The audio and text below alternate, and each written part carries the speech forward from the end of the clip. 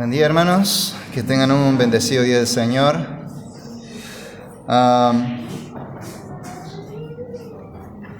Dentro de un mes, más o menos un mes y unas pocas semanas más, fines de marzo, el pueblo judío va a celebrar una festividad que se llama Purim o Purim.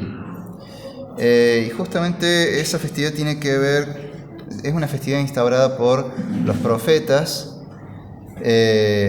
para recordar y celebrar una ocasión en que Dios salvó, una de las tantas ocasiones en que Dios salvó al pueblo judío de un ataque muy grande, en este caso de un genocidio.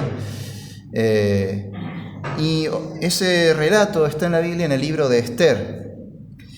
En el libro de Esther se nos cuenta acerca de ese evento, ese acontecimiento, que después, a partir de esa época, de generación en generación, es recordada todos los años en esta festividad de Purim. Y vamos a leer justamente una porción del libro de Esther que tiene que ver con el tema de este sermón, que es la divina providencia. Hoy hablaremos precisamente de la divina providencia. Así que vamos juntos al libro de Esther, en el Antiguo Testamento, en el capítulo 4 del libro de Esther. Vamos a leer todo el capítulo 4. Así dice la palabra de Dios. Cuando Mardoqueo supo todo lo que se había hecho, rasgó sus vestidos, se vistió de cilicio y ceniza, y salió por la ciudad, lamentándose con grande y amargo clamor. Y llegó hasta la puerta del rey, porque nadie podía entrar por la puerta del rey vestido de cilicio. En cada una de las provincias y en todo lugar donde llegaba la orden del rey y su decreto, había entre los judíos gran duelo y ayuno, llanto y lamento. Muchos se acostaban sobre cilicio y ceniza. Vinieron las doncellas de Esther y sus eunucos y se lo comunicaron, y la reina se angustió en gran manera y envió ropa para que Mardoqueo se vistiera y se quitara el cilicio de encima, pero él no la aceptó.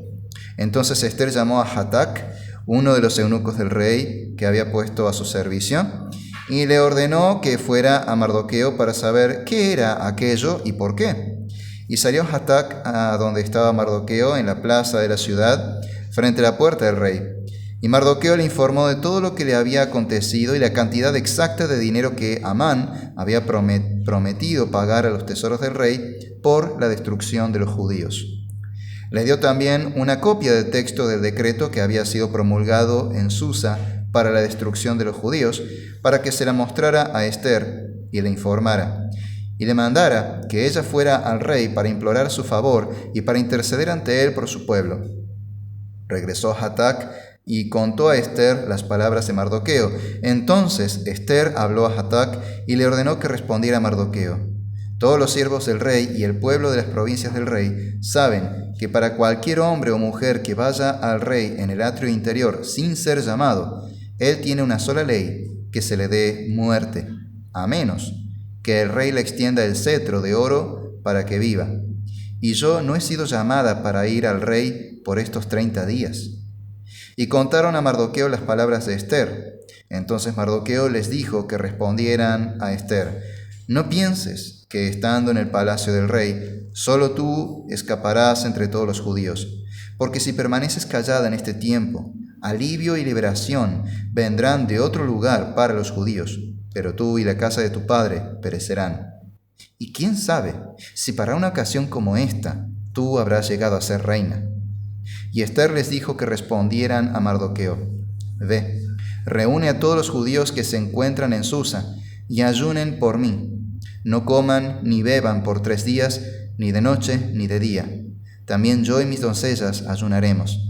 Y así iré al rey, lo cual no es conforme a la ley. Y si perezco, perezco. Y Mardoqueo se fue e hizo conforme a todo lo que Esther le había ordenado. Amén. En este sermón vamos a ver primero un poco de contexto de este capítulo que hemos leído, un breve resumen de lo que trata el libro de Esther hasta ese momento. Luego vamos a hablar de la supervisión soberana de Dios, para finalmente poder hablar de cómo la doctrina, cuáles son las implicancias de esta doctrina de la providencia de Dios en nuestras vidas hoy. El libro de Esther relata una serie de acontecimientos que ocurren en 400 años antes de Cristo, casi al final del periodo de revelación de los profetas. Como saben, todo el Antiguo Testamento está escrito por profetas, desde Moisés hasta Malaquías. Aún los Salmos y Eclesiastés están escritos bajo inspiración del Espíritu Santo por un espíritu profético de los autores. Pero el periodo que abarca no abarca todos los años hasta llegar a Cristo, sino que hay un periodo de 400 años en los que Dios no habló por ningún profeta, hasta que llegó Juan el Bautista y luego Cristo vino al mundo a traer la redención. En esos últimos periodos de profecía ocurrió este acontecimiento y se escribe el libro de Esther relatando ese acontecimiento. El hecho ocurre después de que los judíos han sido derrotados por los babilonios, llevados en deportación a Babilonia. Babilonia cayó ante los persas y un rey persa es el que decreta que los judíos puedan volver a su tierra y reconstruir Jerusalén y todas las demás ciudades de Judea y reiniciar sus vidas. Había otros judíos en Judea, no era que todo el pueblo había sido dispersado, pero había muchos judíos de Jerusalén, casi toda la población que sí había sido deportada, y se permite que ellos vuelvan. Con ellos vuelven también otros judíos que habían sido deportados mucho antes, en otro exilio previo, que fue cuando los asirios atacaron Samaria, en el reino de Israel, al norte del reino de Judá. Entonces, muchos judíos que estaban dispersos habían vuelto, pero habían quedado algunos judíos que habían decidido no volver por distintas razones. Entonces ellos más bien esperaban la restauración que vendría por medio del Mesías y entonces volver a la tierra prometida, pero mientras tanto ellos vivían todavía en la diáspora, en la dispersión. Por eso es que el libro de Esther comienza hablando de el judío Mardoqueo, y esta es la primera vez que aparece el término judío en la Biblia. En el libro de Esther es la primera vez que se menciona el término judío. Para entonces ya se había popularizado llamar judío a cualquier descendiente de Jacob, también llamado Israel, independientemente si pertenecía al reino de Israel o al reino de Judea, se había popularizado que a todos se los llamara judíos.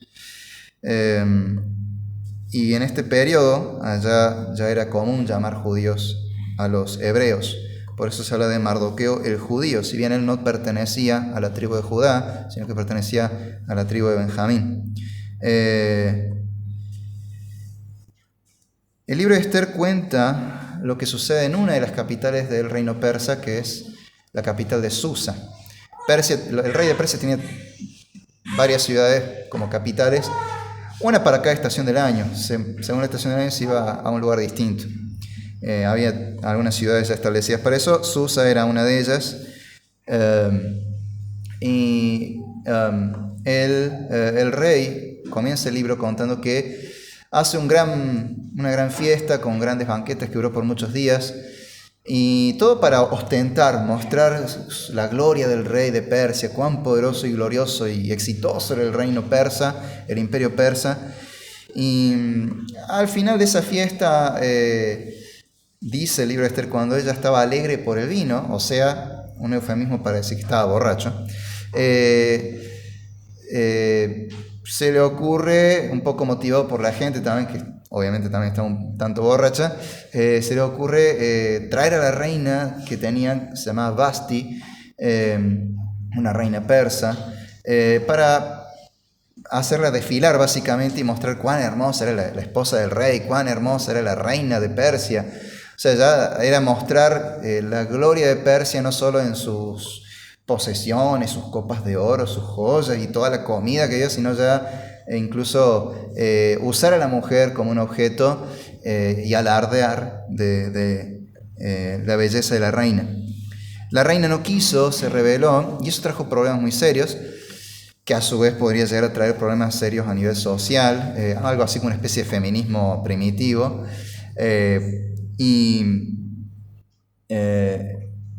El rey decreta que, bueno, esta reina ya no va a ser reina, y consecuentemente, un tiempo después, se decide que hay que buscar una nueva reina. Así que se hace algo así como una especie de reality show, un certamen, para reunir a todas las mujeres más bellas del imperio, y de entre todas ellas, después de pasar por 12 meses de tratamientos de belleza y todo un entrenamiento de protocolo y demás, el rey las va a ir conociendo a cada una y elegirá con cuál casarse. De hecho, hay una especie de reality show hoy que hace eso, rarísimo, pero bueno, no es nada nuevo, ya lo hacía el rey de Persia hace más de 2000 años, 2400 años atrás. La cuestión es que entre esas mujeres se elige a Esther. Esther es la prima en realidad de Mardoqueo. Mardoqueo era un judío ya muy anciano. Mueren los padres de Esther y Mardoqueo la adopta como si fuese su hija. Eran primos, pero la trata como una hija, la adopta. De hecho, Esther no se llama Esther. En realidad, Esther es un nombre muy persa. Su verdadero nombre es Hadassah. Y termina cambiándose el nombre por recomendación de Mardoqueo, que servía en el palacio del rey, era uno de los escribas, y por todo el antisemitismo que se vivía, él teme por el bienestar de ella. Entonces le sugiere que oculte su identidad como judía. Por eso le dice, mejor cámbiate el nombre, porque es un nombre más bien pagano, un nombre como Esther, es bien pagano ese nombre. Así nadie va a sospechar que sos judía, y no digas a nadie de tu parentela, de tu nacionalidad, no digas a nadie que perteneces al pueblo judío. Y ella fue muy obediente, y a pesar de que eso suene feo, ella es muy favorecida, y todo lo que vive termina contribuyendo a que ella sea finalmente elegida como la nueva reina de Persia. Y como leímos en el pasaje, todo eso fue manejado por Dios. Ahora hay algo interesante, porque en medio de todo ese momento de felicidad, justo en ese periodo, el rey corona como visir, o sea, como primer ministro del imperio, a un hombre llamado Amán Agageo. Agageo significa que es descendiente de Agag. Y esto es muy importante porque tiene conexión con otras cosas mencionadas en el Antiguo Testamento, a lo largo de todo el Antiguo Testamento, desde Moisés, pasando por el libro de 1 Samuel hasta llegar a Esther. Y es que Agag era el ancestro de Amán. Agag era un rey del pueblo de Amalek. Los amalecitas eran una nación enemiga de Israel. Y para entender un poco esto, tenemos que remontarnos al libro de Éxodo, capítulo 17. Israel ha sido sacado de Egipto, ha sido redimido de la esclavitud en Egipto. Están yendo hacia el monte Sinaí, pero el pueblo empieza a comportarse con poca fe, empieza a dudar de Dios y cuestiona debido a las necesidades que surgen. Tienen hambre, tienen ganas de comer pan, de comer carne, tienen sed y tienen ganas de beber, y están en medio del desierto, y Dios les da codornices, les da el maná todos los días. Y cuando dicen que tienen sed, en un momento se plantean, ¿podrá acaso Dios darnos de beber? Ya como un desafío, dudando del Señor, a pesar de todo lo que habían visto que el Señor había hecho por ellos. O sea, habían visto plagas y cómo Dios había protegido al pueblo de las plagas, habían visto grandes milagros de cómo Dios salvó al pueblo, vieron columna de fuego, nubes de gloria, vieron el mar abrirse en dos, el mar tragarse los que los perseguían. Y aún así los tipos dicen, ¿podrá acaso Dios darnos de beber agua? ¿Será capaz? ¿Tendrá poder para eso? Y está como medio incrédulo el pueblo después de todo lo que vieron. Parece mentira, pero tuvieron dudas, y bueno, finalmente Dios les da agua a beber que salía de una roca, algo impensado, brotó agua de una roca. Pero debido a todas esas dudas y la provocación, Dios permitió un ataque sorpresa de un enemigo inesperado en el desierto, como disciplina al pueblo por sus dudas. Entonces vamos a Éxodo 17, versículos 14. Esta es la escena donde pelea Amalek, ataca a Amalek por sorpresa en una emboscada del pueblo de Israel. Y Moisés envía a Josué a pelear, la famosa escena donde Moisés ora mientras ellos pelean y está con los brazos elevados y se va cansando, entonces vienen otros dos a sostener sus brazos para que siga orando, y mientras él ora con los brazos levantados, Israel triunfa. Han triunfado, y llega al capítulo 17 de Éxodo, versículo 14, y dice: entonces dijo el Señor a Moisés: escribe esto en un libro para que sirva de memorial, y haz saber a Josué que yo borraré por completo la memoria de Amalek de debajo del cielo. Y en el versículo 16 dice: y dijo: el Señor lo ha jurado, el Señor hará guerra contra Amalek de generación en generación. El pueblo de Amalek se convirtió en el enemigo jurado de Dios, el archienemigo del pueblo judío y el enemigo jurado de Dios. Dios juró destruir a Amalek, a tal punto que les dice: recuerden que sea un memorial que yo haré guerra de generación en generación con Amalek hasta destruirlo por completo. Eso es tan importante para Dios que en Deuteronomio, capítulo 25, se repite esta idea ya como precepto, como un mandamiento de Dios. Y lo encontramos en Deuteronomio 25, versículos 17 hasta el 19, donde dice: acuérdate de lo que te hizo Amalek en el camino cuando saliste de Egipto, cómo te salió al encuentro en el camino y atacó entre los tuyos a todos los agotados en tu retaguardia, cuando tú estabas fatigado y cansado, y él no temió a Dios. Por tanto, cuando el Señor tu Dios te haya dado descanso de todos tus enemigos alrededor, en la tierra que el Señor tu Dios te da en heredad para poseerla, borrarás de debajo del cielo la memoria de Amalek, no lo olvides. Dios realmente estaba determinado a destruir a Amalek. Ahora, interesante que en hebreo, Amalek, en hebreo las letras también tienen valor numérico.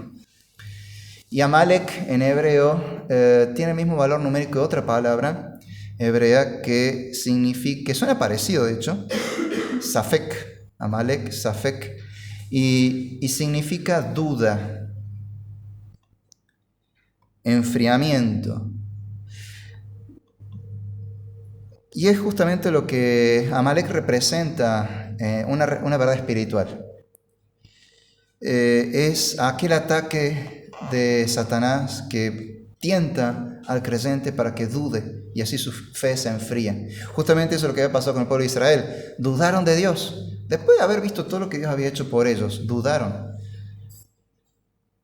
Y entonces fueron blanco fácil para este enemigo que intentó matarlos. Dice incluso que estaban agotados y débiles en la retaguardia. Satanás se aprovecha de nosotros cuando estamos débiles en la fe. Pero para que estemos débiles en la fe tiene que hacer cosas para tambalearnos, para hacer tambalear nuestra fe. Hasta que no dudamos del Señor, hasta que nuestra fe no se enfría, hasta que no nos ponemos tibios espiritualmente o fríos espiritualmente, el diablo no puede hacer nada. Mientras estamos aferrados al Señor, somos fuertes en Él. Y como dice la Escritura, caminamos triunfantes, progresamos de triunfo en triunfo en el Señor. Pero cuando nuestra fe es enfriada, nuestra fe en el Señor es debilitada y empezamos a dudar del Señor, empezamos más a temer a las circunstancias y enfocarnos más en esas otras cosas, en los problemas, en lo que estamos atravesando, el diablo aprovecha para destruirnos. Dice el apóstol Pedro en su primera epístola que el diablo anda alrededor como león rugiente, buscando a quien matar, destruir, a quien devorar. Y eso lo hace cuando está al acecho, pero el ataque lo hace cuando estamos débiles espiritualmente. Amalek representa eso, nuestra frialdad espiritual, nuestra duda en el Señor. Y por lo tanto, en esos momentos en los que somos blancos fáciles para las tentaciones del enemigo, del acusador y opositor. Y Dios tiene jurada la destrucción de nuestro enemigo Satanás. De hecho, Cristo declaró que Satanás ya está derrotado. Pero hasta que llegue el momento de su condenación, Él sigue acechando al pueblo de Dios, lo aborrece. Y lo seguirá atacando, tratar de hacer todo lo posible para que un creyente caiga. Él trata de destruir al pueblo de Dios a toda costa. Y eso es lo que vemos en el libro de Esther.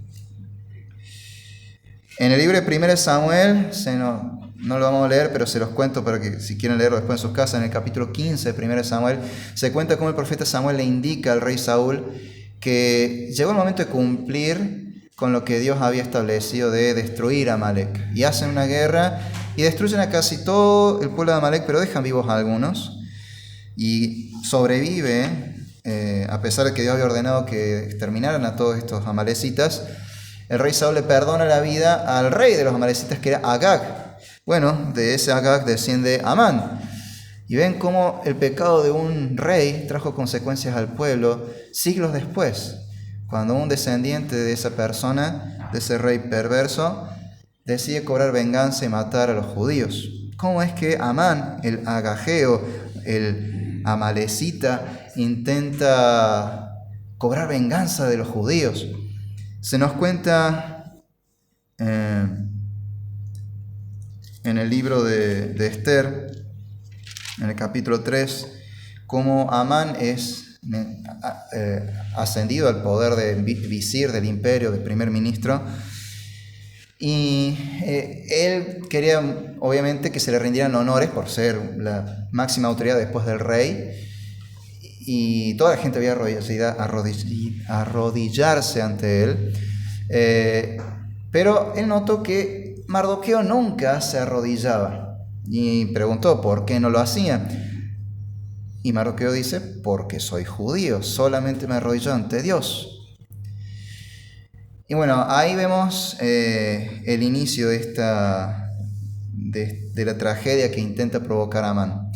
Él idea todo un plan y convence al rey para decretar el exterminio de los judíos. Básicamente dice: ellos tienen sus propias leyes, no van a someterse a las leyes nuestras, sería mejor destruirlo y quedarnos con sus riquezas. Cualquier parecido con Hitler y el Holocausto creo que no es casualidad.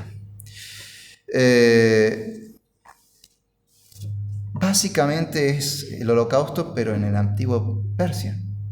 Si ustedes han leído un poco de historia, sabrán que los nazis querían exterminar a los judíos por un odio al pueblo judío, pero también aprovecharse y tomar sus posesiones, sus riquezas. Es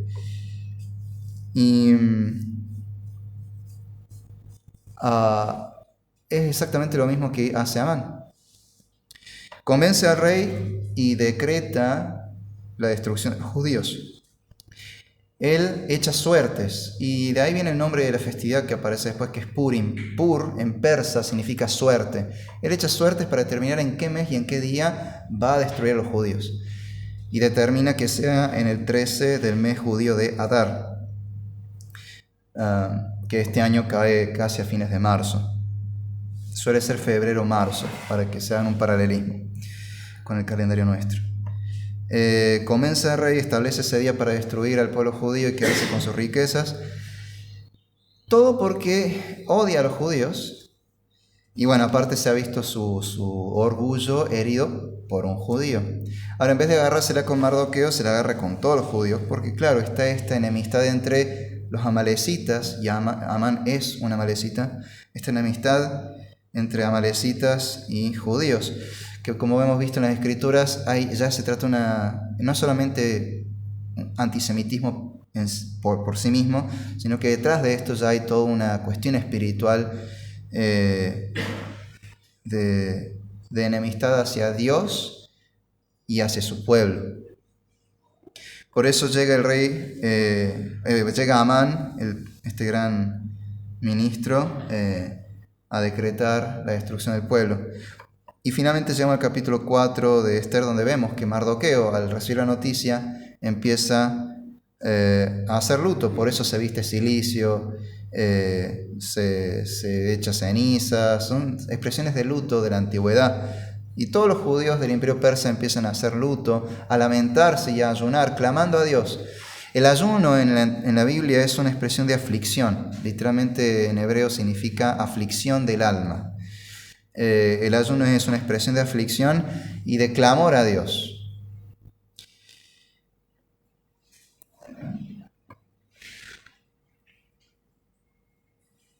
Y Mardoqueo pide a Esther que interceda en favor del pueblo delante del rey. Acá llegamos a ver algo interesante. Hemos visto esto de la Purim, de la suerte que se echa, pero al final, si uno lee todo el libro, encuentra cierta ironía, porque todo lo que pasa en contra del pueblo termina siendo a favor del pueblo. Y todo lo que Amán hace para atacar tanto al pueblo como a Mardoqueo termina siendo para su propio mal, para su propia humillación y al último hasta su propia muerte. Entonces vemos que a pesar de que él echa suerte para destruir al pueblo y parece que la suerte lo favorece, detrás hay otra suerte echada que es la de Dios. Algo curioso es el nombre de Esther, si bien es un nombre persa, pero la palabra Esther en hebreo tiene un significado distinto al significado persa. Esther en hebreo significa oculto. Viene de una raíz hebrea que significa ocultar. ¿Por qué este detalle es importante? No solo porque ella oculta su identidad, sino porque el libro de Esther tiene una particularidad que lo distingue de todos los libros de la Biblia, y es que Dios nunca aparece en el libro. No hay una sola referencia directa a Dios. Sí se menciona a los judíos, sí se menciona ayunar, una práctica religiosa del judaísmo, pero en ningún momento se menciona nada acerca de Dios. Ayunar, pero ¿para quién? ¿A quién hay que clamen? ¿Pero a quién? Nunca se dice. Dios está oculto. Esther no es la única que oculta su identidad. Dios se oculta en el libro de Esther. Él no aparece, pero está presente. Uno lee el libro de Esther de tapa a tapa y le da la sensación de que todo el tiempo estuvo viendo que Dios apareció en el libro, pero si se pone a leer detenidamente, en ningún momento aparece ni Jehová, ni Señor, ni Dios, ni el Altísimo, ni ningún nombre de Dios. No hay una sola mención de Dios. Dios está oculto, pero al mismo tiempo se siente su presencia en el libro. Es muy evidente que todo lo que ocurre orquestado por alguien superior, que dirige la suerte de los hombres. Y ese es Dios. Así que vamos a hablar de la supervisión soberana de Dios. Dije que este sermón trata sobre la divina providencia. La providencia es la doctrina de la supervisión de Dios, de que Dios supervisa la historia de la humanidad. Dios es el Señor de la historia. De hecho, en el libro de Apocalipsis, capítulo 1, Él se presenta como el Alfa y el Omega, es decir, el que controla toda la historia de principio a fin. Dios deja que los hombres decidan libremente a actuar y a tomar sus decisiones, pero no hay nada que el hombre pueda elegir hacer y que pueda estropear los planes de Dios. Dios soberanamente dirige toda la historia. Y eso es lo que vemos en este libro. Vemos a Amán, el agageo amalecita, echando suertes para decir cuándo destruir al pueblo, pero vemos que Dios termina salvando al pueblo en el mismo día que este malvado quiso destruirlo.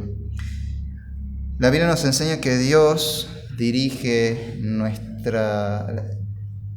nuestros hechos de alguna forma. Más allá de que podamos decidir qué hacer, el resultado final es Dios quien lo dirige, porque Él está supervisando todo. Eso es la providencia divina, es la supervisión de Dios para los fines y propósitos que Dios tiene. Vamos a Proverbios capítulo 16, versículo 33, al final del capítulo 16. Proverbios 16, versículo 33 dice: la suerte, este pur que echó Amán, la suerte se echa en el regazo, pero del Señor viene toda decisión.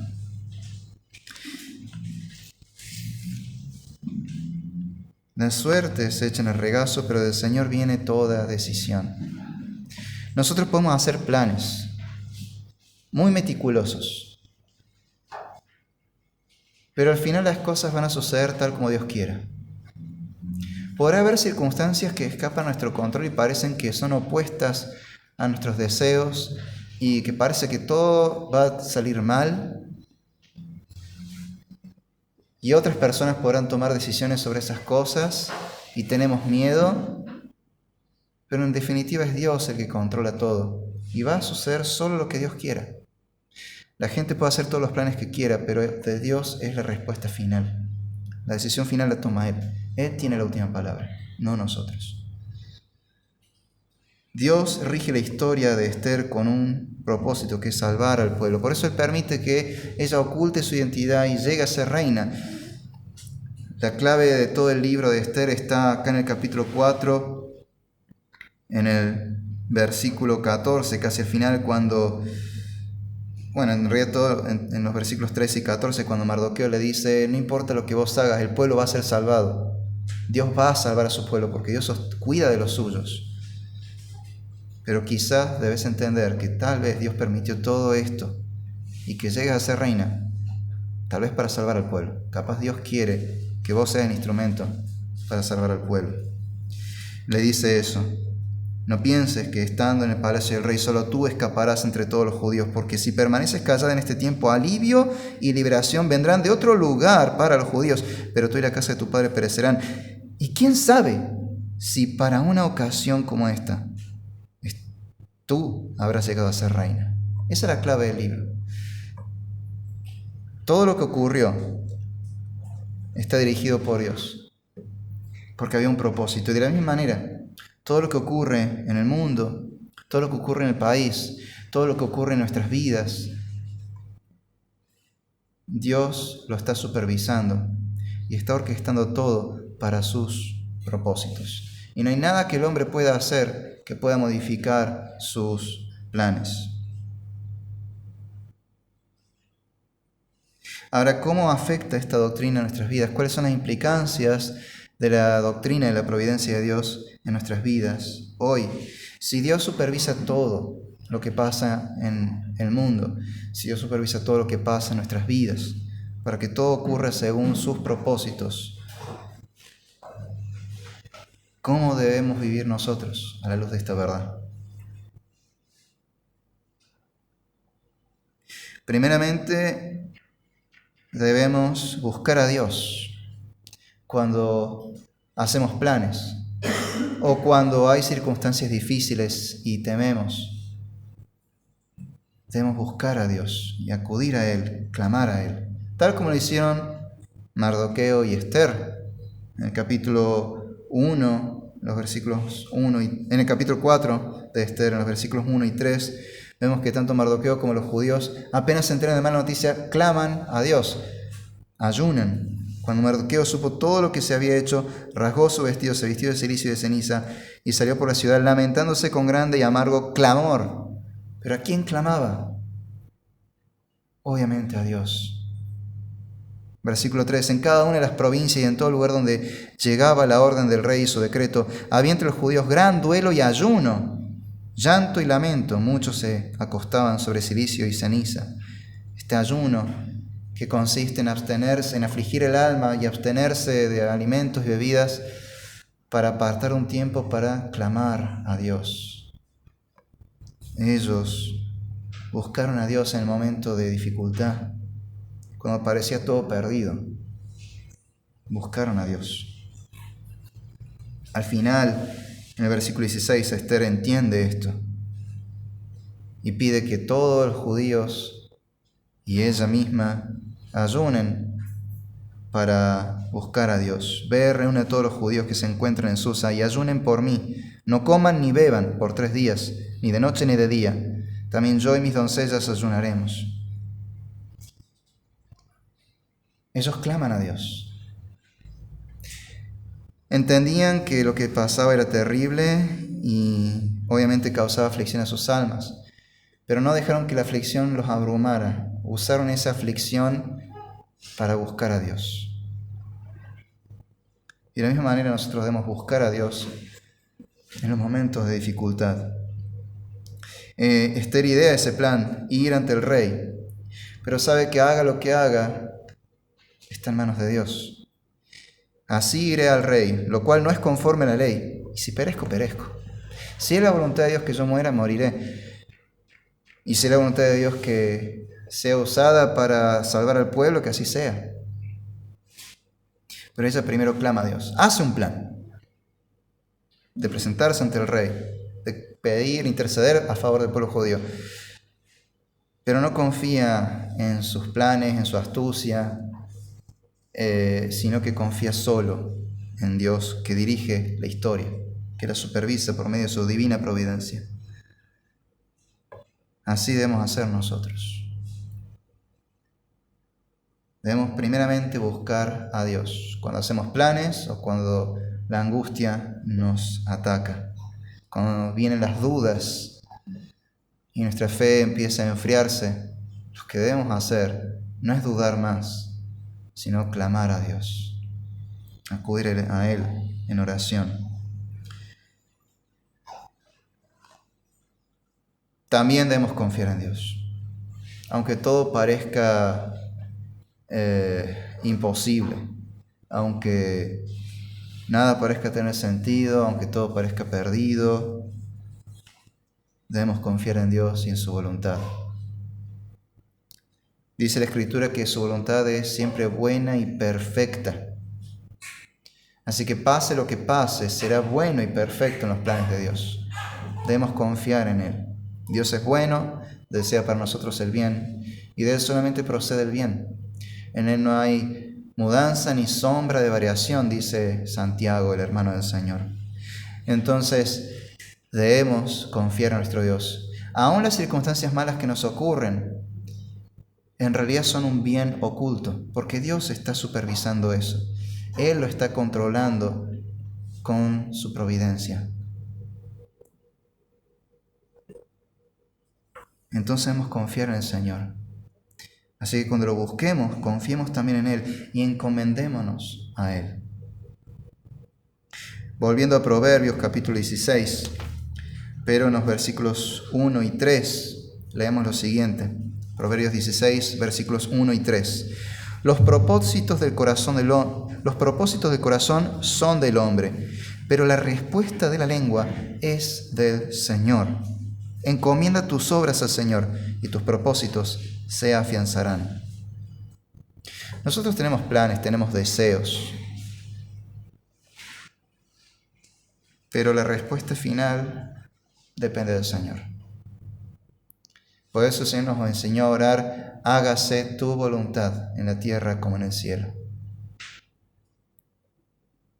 Y el Señor mismo, la noche que fue apresado, momentos antes, en el huerto de Getsemaní, clamó al Señor, angustiado, tan angustiado que transpiraba sangre. Y pidió que si era posible pasara de él esta copa de amargura, pero que no se hiciera su voluntad sino la voluntad del Padre. Él mismo tenía deseos, pero los sometió a la voluntad del Padre. Nosotros también debemos someter nuestros deseos y planes a la voluntad del Señor, pero confiando en Él, porque su voluntad siempre es buena y perfecta. Por eso, encomendemos al Señor nuestras obras, nuestras intenciones, y Él va a ordenarlo todo, para que se haga su voluntad. Pero como sabemos, su voluntad es buena. El Señor no es perverso. El Señor nos ama. Y la muestra de ese amor, la muestra más grande de amor, es Cristo mismo. El libro de Esther, aunque no menciona a Dios en ningún momento, nos habla de Dios todo el tiempo. Y de hecho nos muestra a Cristo. Cristo también está oculto en el libro de Esther. Vemos a una Amalecita queriendo destruir, exterminar por completo a todo el pueblo judío, acabar con él. Este amalecita, que como mencioné al principio, Amalek también se refiere duda y frialdad espiritual. Quiere destruir nuestra espiritualidad, quiere destruir a los creyentes. Este Amán, amalecita, que quiere destruir al pueblo judío, representa al pecado que quiere destruirnos. El pecado que nos lleva a la muerte. Es Satanás que quiere que muramos en nuestros delitos y pecados.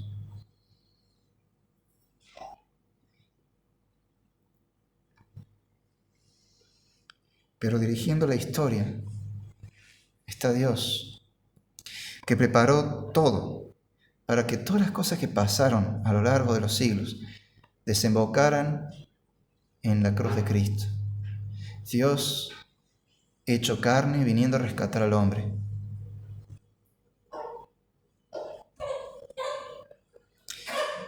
Curioso que Esther ayunara 3 días y 3 noches y se presentara a dar la vida por el pueblo. Sutilmente, una referencia a Cristo, que pasó 3 días y 3 noches sepultado, muerto, porque se presentó ante el Rey, el verdadero Rey del universo, a dar su vida por nosotros. Y resucitó. Consiguió salvarnos. La diferencia entre el rey persa y el verdadero Rey del universo es que al rey persa no le importaba si salvaban o mataban a los judíos, era todo cuestión de conveniencia. Pero al Rey del universo, al Señor nuestro Dios, a nuestro Padre Celestial, a Él le interesa que seamos salvos. Las Escrituras nos dicen que es el deseo de Dios que vengamos al conocimiento de la verdad, que creamos en Jesucristo y tengamos vida eterna. Y por eso el Señor nos llama a creer en Él. Cristo, cuando vino al mundo, dejó muy claro cuál era su misión. Él venía a rescatar a su pueblo. Dijo que Él venía al rescate, a morir, a dar su vida en rescate por muchos. Pero Él llamó a todos. Él dijo, muchos son llamados, pero pocos escogidos. El llamado se lo hizo a todo el mundo. Él le predicó el Evangelio a todos, pero muchos le rechazaron y acabaron crucificándole, pensando que así triunfaban. Al igual que en el libro de Esther, la providencia divina hizo que todo en realidad fuera para el favor del pueblo de Dios. Todo eso que parecía ser el fracaso de Cristo terminó siendo el triunfo de Cristo. Él daba su vida por nosotros. Él moría en nuestro lugar. Él recibió el castigo que nosotros merecíamos. Él pagaba con su sangre, con su vida, nuestros pecados, nuestra deuda con Dios. Y toda su santidad, toda su obediencia a Dios, toda su justicia nos fue adjudicada a nosotros, los que hemos creído en Él. El Señor,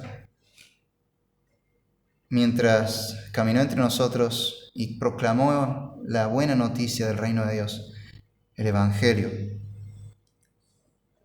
Él dijo, arrepiéntanse y crean. Y ese es el llamado de Dios para el mundo hoy. Arrepiéntanse y crean. No confiemos en nuestros propios planes.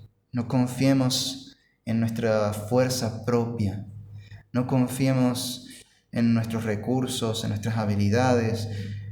Ni temamos a las circunstancias, ni confiemos en otros hombres o en el poder de otras personas.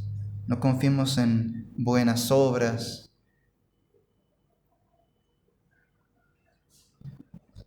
Tampoco tengamos miedo de las cosas que pasan alrededor nuestro. No pongamos nuestra fe en otras cosas, en las circunstancias o en nosotros. Debemos arrepentirnos de ese pecado de creer que nosotros tenemos el control de todo. Debemos arrepentirnos de no confiar en el Señor y tenerle miedo a las circunstancias. Debemos arrepentirnos de todos esos pecados y poner nuestra fe única y exclusivamente en nuestro Señor, que es el que soberanamente dirige todas las cosas.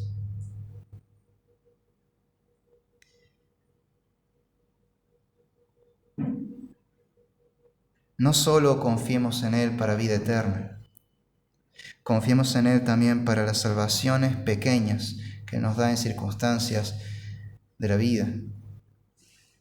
Confiemos en Él para la salvación grande, que es la que nos da la vida eterna, la salvación ya no de Amán y los amalecitas, sino de el pecado.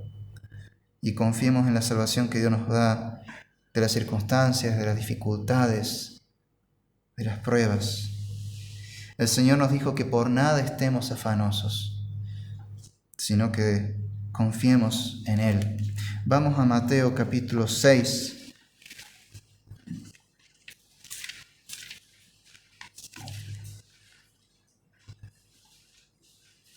Versículos 31 al 34.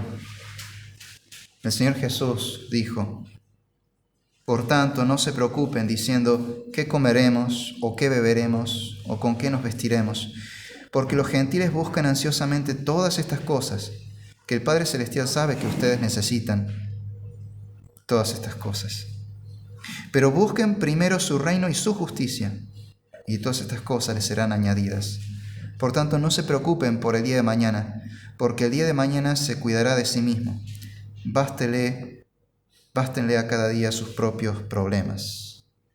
No nos angustiemos, no nos dejemos abrumar por la desesperación, la angustia, la tristeza, la incertidumbre de la vida. Confiemos en Dios. Él es el soberano. Él está en control de todo. Él sabe que tenemos necesidades y nos cuida y nos sostiene. Y todo lo que pasa, Él lo está dirigiendo, lo está orquestando para un propósito. Confiemos en Él. Busquémoslo a Él. Acudamos a Él. Clamemos a nuestro Señor. Busquemos el reino de Dios y su justicia. Todo lo demás vendrá por añadidura. Oremos.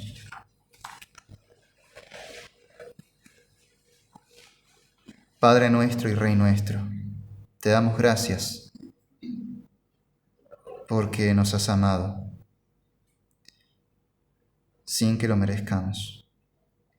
Y te ha placido buscarnos, llamarnos al arrepentimiento y a creer en Jesucristo. Gracias porque diriges todas las cosas y sabemos que podemos confiar en ti.